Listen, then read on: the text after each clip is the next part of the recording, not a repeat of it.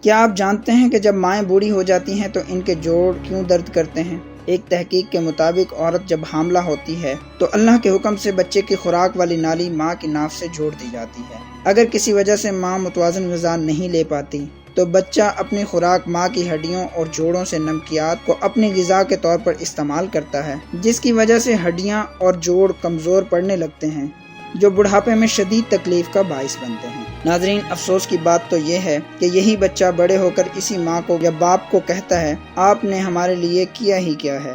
صد افسوس ناظرین، یہ ایک بہت تلخ حقیقت ہے۔